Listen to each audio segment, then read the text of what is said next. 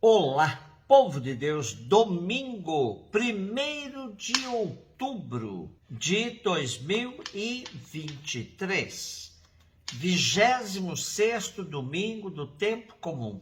A nossa reflexão de hoje é a partir de Ezequiel 18, 25 e 28, Filipenses 2, de 1 a 11 e Mateus 21, de 28 a 32. Assim diz o Senhor: vós andais dizendo, a conduta do Senhor não é correta. Ouvi, vós da casa de Israel. É a minha conduta que não é correta, ou antes, é a vossa conduta que não é correta? Quando um justo se desvia da justiça, pratica o mal e morre, é por causa do mal praticado que ele morre.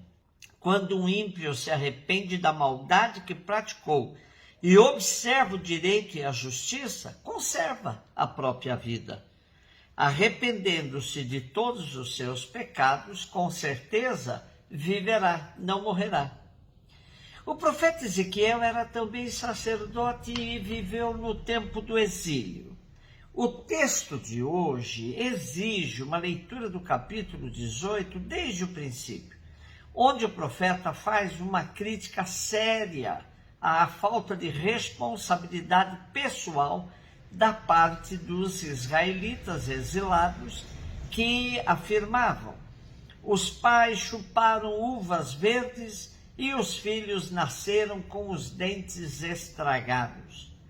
Ezequiel reprova essa forma de entender a culpa pessoal e diz claramente que cada um tem que assumir a sua própria responsabilidade e não ficar jogando culpas neste ou naquele.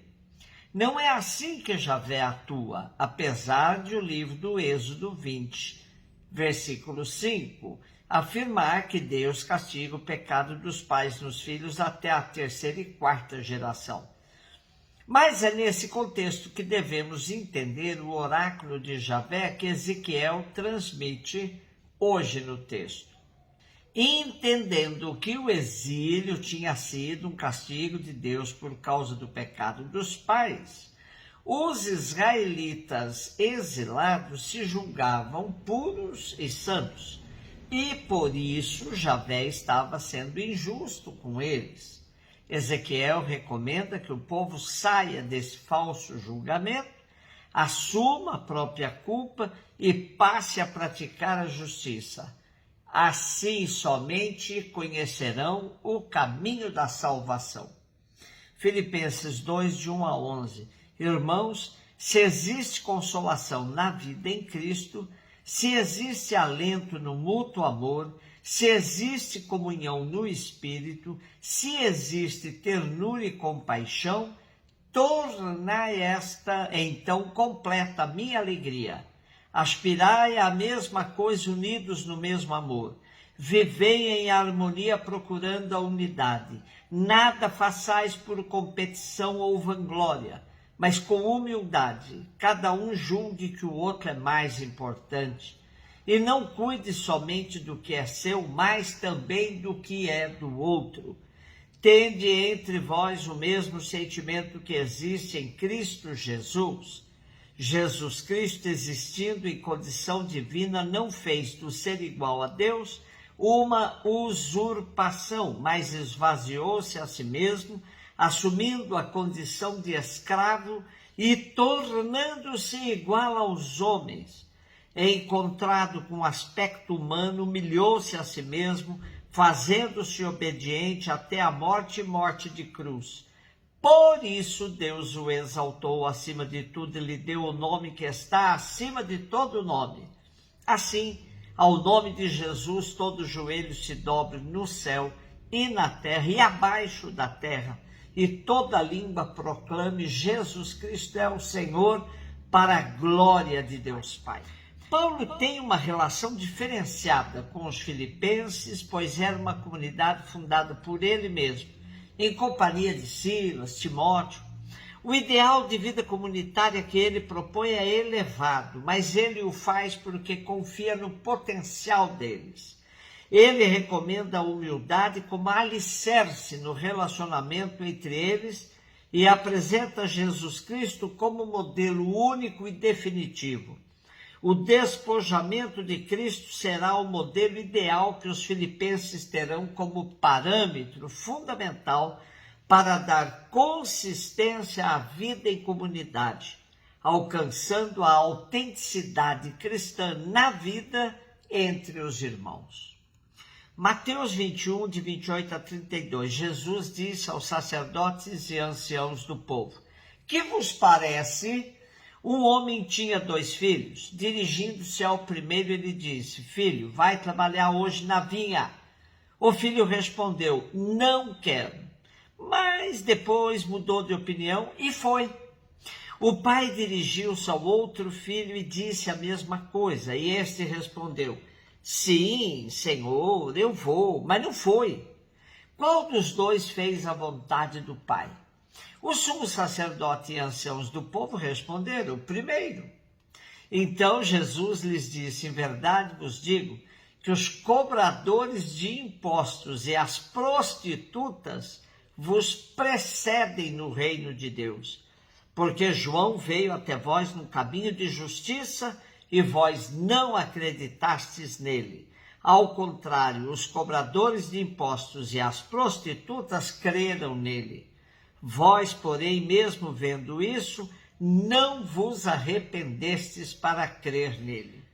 No nosso texto, no contexto da capital da Judéia, em Jerusalém, Jesus se dirige aos sacerdotes e anciãos que sempre o provocam para o pegar em alguma falta. Porém, no nosso texto de hoje, a provocação parte de Jesus com a parábola dos 2 filhos. Frente às alternativas propostas por Jesus, os anciãos e sacerdotes não tinham outra saída. Porém, o que Jesus queria mesmo com essa parábola vem em seguida quando ele diz: em verdade vos digo, os publicanos e as prostitutas irão diante de vós para o reino de Deus. Qual a relação disso com a parábola? Também fica evidente que os publicanos e as prostitutas são comparados ao primeiro filho, cuja vida é um forte não à vontade do Pai, mas com um coração imenso e aberto para o arrependimento e mudança de vida. E os sacerdotes e anciãos são comparados ao segundo filho, cujas aparências de uma vida que é só sim a Deus, porém, na verdade, não cumprem absolutamente nada do que Deus lhes propõe e nem apresentam um coração disposto à mudança. Então, Jesus se serve do testemunho de João Batista para cobrar deles a prática da justiça, que eles rejeitaram e foram até coniventes com a sua degola. E Jesus diz que as pessoas de má vida entenderam João muito mais do que aquelas que se julgavam justas e salvas. De fato, quem procurou João, mostrando arrependimento e buscando o batismo, quem foi? Há alguns fariseus e saduceus que mereceram de João a chamada de raça de cobras venenosas e a advertência para que não se fiassem na genealogia de povo eleito, dizendo-lhes: não pensem que basta dizer Abraão é nosso pai. Assim podemos ligar com a primeira leitura, pois, se os pecados dos pais não passam para os filhos, suas virtudes também não servem para garantir a salvação. A responsabilidade pelos compromissos assumidos ou não é individual. Podemos nos ajudar no processo de salvação, mas a resposta que temos de dar a Deus pela nossa vida é de responsabilidade nossa. O Papa Francisco vive insistindo que é preciso voltar a Jesus. De fato, a igreja tem muito a aprender com a prática de Jesus. Ele não se deixava enganar pela falsa moral daqueles que gostavam de viver das aparências. Podemos imaginar dizer hoje, diante das chamadas pessoas de bem, que os pecadores públicos e prostitutas entrarão no reino de Deus antes deles. Jesus hoje teria enorme trabalho, porque se multiplicou muito os que têm um discurso baseado no rigorismo moral, na defesa da família, mas que na vida pessoal admitem tudo.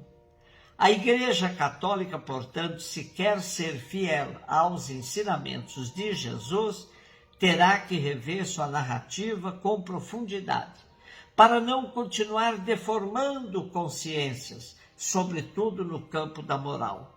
Os profetas continuamente convidavam o povo para se voltar a Deus por meio de penitência e reconhecimento dos próprios pecados. Não deixemos morrer essa vertente profética no anúncio da Boa Nova. Um beijo no seu coração.